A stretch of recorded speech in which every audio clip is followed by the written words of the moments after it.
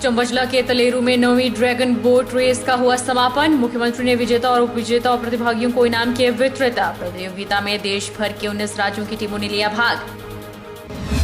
कांग्रेस विधायक धनीराम शांडिल ने किया संवाददाता सम्मेलन। विधायक ने प्रदेश सरकार पर कसे तंज, कहा सोलन का विकास करने में पूरी तरह से विफल रही सरकार, उनके द्वारा स्वीकृत कार्यों को लटकाया जा रहा। बरवाड़ा पुलिस ने अवैध रूप से शराब की पकड़ी बड़ी खेप। ट्रक में से 534 पेटी देसी संतरा शराब हुई बरामद। पुलिस ने 3 लोगों को किया गिरफ्तार। शराब को मंडी जिले में किया जाना था डिस्ट्रीब्यूट।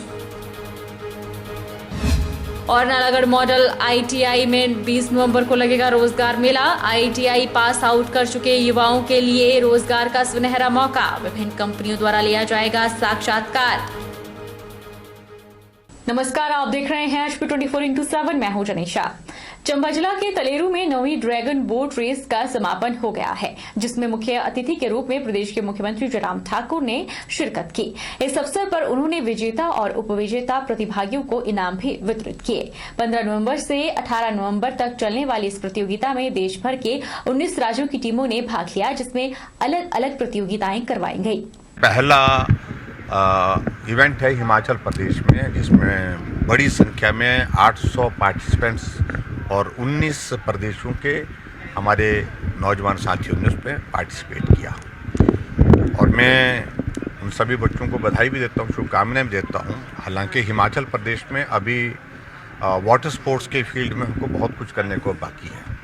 हमारे पास बहुत सारे इस तरह के रिजर्वायर हैं जो पर्टिकुलरली जहाँ हमारे हाइडल प्रोजेक्ट्स हैं, जहाँ बहुत सारी संभावना है, चाहे जैसे चंबेरा 1 यहाँ तो ये तो हुआ ही हुआ। और उसके अतिरिक्त हमारे वहाँ कोल डैम है, पंडोर डैम है, लारजी डैम है, ऐसे बहुत सारे पौंग डैम है जहाँ बहुत सारी संभावनाएं वाटर स्पोर्ट्स की दृष्टि से हम देखते हैं। और सबसे बड़ी बात जो है वो चलो चंबा अभियान के अंतर्गत एक बहुत बेहतरीन प्रयास हो रहा है हिमाचल प्रदेश में चंबा को पर्यटन की दृष्टि से आगे लाने के लिए। समापन समारोह के पहले मुख्यमंत्री जयराम ठाकुर ने करीब 102 करोड़ रुपए की लागत से बनने वाली योजनाओं के उद्घाटन और शिलान्यास किए। मुख्यमंत्री ने विधानसभा क्षेत्र के कुछ एक स्कूलों को भी अपग्रेड करने की घोषणा की। मुख्यमंत्री जयराम ठाकुर ने डलहौजी में डिग्री कॉलेज खोलने की भी घोषणा की। उन्होंने विपक्ष को घेरने में भी कोई कसर नहीं छोड़ी। डलहौजी विधायिका पर भी खूब तंज कसे। अभी हाल ही में उपचुनाव में भाजपा की हार के बारे में जब मुख्यमंत्री को पूछा गया तो उन्होंने कहा कि 2022 में चुनावों में इसका आपको जवाब मिल जाएगा। चंबा के लिए जब मंत्री पद की बात मुख्यमंत्री से पूछी गई तो जवाब में उन्होंने कहा कि उन्होंने विधानसभा उपाध्यक्ष के लिए चुराहा से हंसराज को विधानसभा में लाया है, वह भी एक मंत्री पद की तरह ही स्थान होता है। मुख्यमंत्री ने जल्द ही दोबारा से विधानसभा क्षेत्र के दौरे की बात भी कही। मैं कुछ नहीं कहता, व्यक्तिगत रूप से मेरी आदत है, मैं किसी के बारे में कुछ नहीं कहता। बाई चांस नहीं है। ऐसा है कि जब से मैं विधायक हूँ तब से मैंने लगातार चुनाव जीते हैं। मैं 5वीं बार में 24 साल हो गए विधानसभा के अंदर, और पार्टी के अध्यक्ष के नाते भी हमने दायित्व का निर्वहन किया है। सत्ता में पार्टी को उस वक्त भी लाया है, और इसलिए शब्दों पर मैं नहीं जाता हूँ। महिला है इसलिए मैं उचित नहीं समझता हूँ बोलना। उसने जो बोला हुआ अपनी सोच समझ के मुताबिक बोला होगा, लेकिन मैं इतना ज़रूर कहना चाहता हूँ कि आज क्या ज़रूरत पड़ गई उनको ऐसी स्थिति में कि मुझे कह दिया गया है कि आप मुख्यमंत्री होंगे। कितने मुख्यमंत्री होंगे कांग्रेस पार्टी में? उधर से मुकेश बोलते हैं कि हम होंगे, इधर से आशा कुमारी बोलती है हम होंगे, इधर से प्रतिभा सिंह जीत करके आ गई, वो बोलते हैं हम ही होंगे। विक्रम सिंह बोलता है मैं भी हो सकता हूँ, और रामलाल ठाकुर बोलता है मैं भी हो सकता हूँ, कौल सिंह बोलता है बारी मेरी भी आनी चाहिए। तो ऐसे में कितने लोगों को गुमराह करेंगे, बेवकूफ़ बनाएंगे, इस बात को लेकर के उनको अपने आप सोचना चाहिए। कांग्रेस पार्टी ने केंद्र सरकार और प्रदेश सरकार की विफलताओं को लेकर अपनी जन जागरण यात्रा निकाली। बिलासपुर जिला के झंडुता विधानसभा क्षेत्र से इस यात्रा का आगाज करते हुए कांग्रेस पार्टी ने अपनी इस पदयात्रा को पूरे प्रदेश में जारी रखने और लोगों में जागरूकता पैदा करने की अपील की। प्रदेश कांग्रेस अध्यक्ष कुलदीप राठौर की अगुवाई में पदयात्रा के दौरान कांग्रेस के राष्ट्रीय महासचिव राजेश धर्माणी भी शामिल रहे। राठौर ने कहा कि केंद्र और प्रदेश में भाजपा की सरकारें पूरी तरह से विफल रही है और लोग महंगाई, बेरोजगारी से बुरी तरह से आहत है। गरीबों का जीना दूभर हो गया है, लेकिन भाजपा की सरकार केवल धनासेठों की सरकारें बनकर रह गई है। उन्होंने कहा कि प्रदेश की भाजपा सरकार ने लोगों को गुमराह करके उन्हें मरने के लिए छोड़ दिया है। विकास के नाम पर पिछली सरकारों द्वारा शुरू किए गए कार्यों को भी पूरा नहीं किया और झूठी वाहवाही लूटने के लिए लोगों को मूर्ख बनाने का काम किया जा रहा है। उन्होंने कहा कि हाल ही में उपचुनावों में 4 सीटों पर कांग्रेस की जीत ने यह साफ कर दिया है कि अब प्रदेश की जनता भाजपा के झूठे वायदों में आने वाली नहीं और आगामी विधानसभा चुनाव में भाजपा को मुंहतोड़ जवाब देगी। जन जागरण अभियान चला रही है और हिमाचल प्रदेश में भी हमने 14 तारीख से शुरू किया है। इस अभियान के अंतर्गत हमारे पार्टी के जो विधायक हैं, पूर्व विधायक हैं, हमारे पार्टी के जो नेता हैं, वो हर ब्लॉक में जाकर जो भारतीय जनता पार्टी की चाहे केंद्र की सरकार हो या हिमाचल की सरकार हो, इनकी जो कारगुजारी है, इनकी जो जन विरोधी नीतियां हैं, उन नीतियों से जो है जनता को अवगत जो है करा रही है। और जो भ्रामक प्रचार इस देश में चला है, उस प्रचार से भी लोगों को जो है सचेत किया जा रहा है। 14 तारीख से मैंने स्वयं ये पद यात्रा शुरू की है और अभी तक जो है सबसे पहले पांवटा साहब, फिर कसौली, कुटलैड़ और शाहपुर, और आज हम इस क्षेत्र में आए। हमारा ये फोकस है, मेरा ये फोकस है कि जिन क्षेत्रों में हम काफी अरसे से चुनाव नहीं जीते, वहां मैं स्वयं पदयात्रा कर रहा हूँ। प्रदेश कांग्रेस कमेटी के आह्वान पर ब्लॉक कांग्रेस कमेटी नाचन ने फॉरेस्ट रेस्ट हाउस से लेकर चैल चौक बाजार होते हुए गणेश चौक तक केंद्र और प्रदेश की भाजपा सरकार के खिलाफ नारे लगाए और बढ़ती महंगाई, बेरोजगारी और भ्रष्टाचार के खिलाफ जन जागरण अभियान के तहत विरोध प्रदर्शन किया। ब्लॉक अध्यक्ष नीलमणि ठाकुर ने प्रदेश सरकार और केंद्र सरकार को चेताया है कि महंगाई, पेट्रोल डीजल की कीमतें आसमान छू रही है। अगर प्रदेश की सरकार ने इस पर लगाम नहीं लगाई तो कांग्रेस पार्टी अपना प्रदर्शन इसी तरह सड़कों में उतरकर करती रहेगी। आज प्रदेश कांग्रेस कमेटी के आदेशानुसार और जिला कांग्रेस कमेटी के आदेशानुसार नाचन कांग्रेस का जो जन जागरण अभियान था महंगाई के खिलाफ, तो उसमें सभी नाचन के जितने भी कार्यकर्ता थे, मैं सबका तहे दिल से धन्यवाद करता हूँ।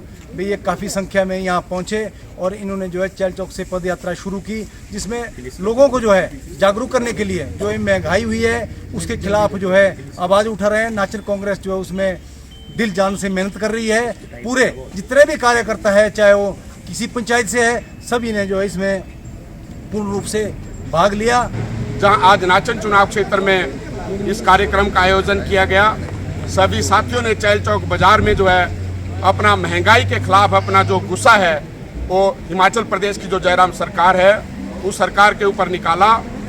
और हमारे जो हिमाचल प्रदेश के लोग हैं, अभी हाल ही में 1 लोकसभा और 3 विधानसभा के चुनाव हुए, जिसमें लोगों ने अपनी भड़ास जो है उस चुनाव में निकाल दी। लेकिन महंगाई जो है, पहले आदरणीय हमारी जो डबल इंजन की सरकार आदरणीय जयराम जी के नेतृत्व में और आदरणीय मोदी जी के नेतृत्व में जो डबल इंजन की सरकार थी, वो सरकार पूरी तरह से नाकाम और फेल हो चुकी है।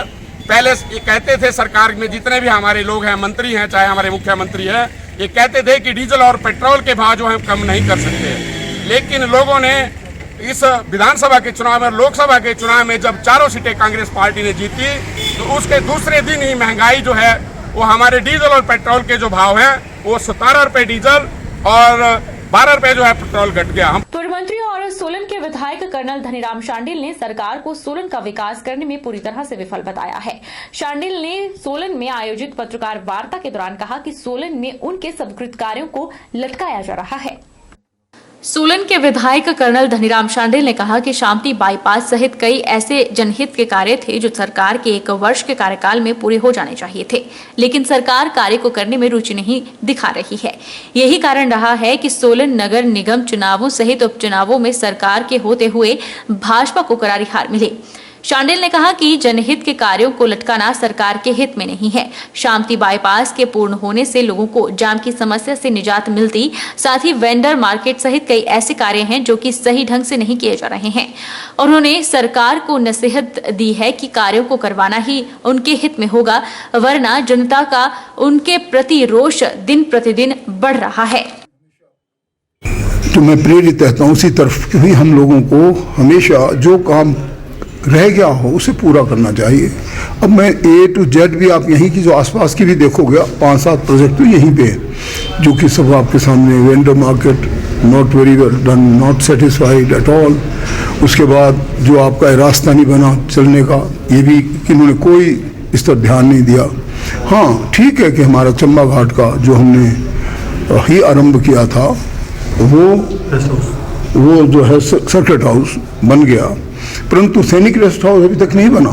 और मेरा मानना है कि वो एक बहुत ज़रूरी चीज़ है, क्योंकि यहाँ भी हमारे बहुत से लोग पूरे डिस्ट्रिक्ट के आना चाहते हैं, डिप्टी डायरेक्टर को बैठना है और उससे बहुत सी सुविधाएं और अच्छी दी जा सकती हैं, वो उन सब चीज़ों में पीछे रहें।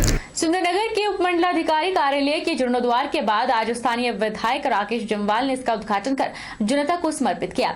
इस मौके पर अधिकारी को एक नई गाड़ी की भी सौगात दी गई। उन्होंने इस कार्यक्रम के मौके पर कहा कि एसडीएम ऑफिस जनता के लिए समर्पित रहता है और जनता के कार्य उपमंडलाधिकारी के द्वारा किया जाता है। इसके लिए जयराम सरकार प्रयासरत है। उन्होंने इस कार्यालय को लाखों की सौगात देने के लिए मुख्यमंत्री जयराम ठाकुर का आभार जताया। पूर्ण राज्यत्व के स्वर्ण जयंती वर्ष पर सुंदरनगर में एसडीएम कार्यालय का जीर्णोद्धार यहाँ पर किया गया, क्योंकि एसडीएम का दफ्तर ये पब्लिक का दफ्तर है। यहाँ पर हर आदमी को अपनी समस्याओं को लेकर आना होता है। वहीं सरकारी कार्य से भी यहाँ पर आम जनता भी आती है, लोग भी आते हैं। तो बहुत लंबे समय से हमारा ये जो एसडीएम ऑफिस था, इसका सारा जीर्णोद्धार होने को था और आज इस एसडीएम ऑफिस का सारे का जीर्णोद्धार हुआ है। उसका विधिवत आज हमने उद्घाटन भी किया है। मैं एसडीएम सुंदरनगर धर्मेश मोत्रा जी को शुभकामनाएं देता हूं, बधाई देता हूं। वक्त चला है छोटे से ब्रेक का।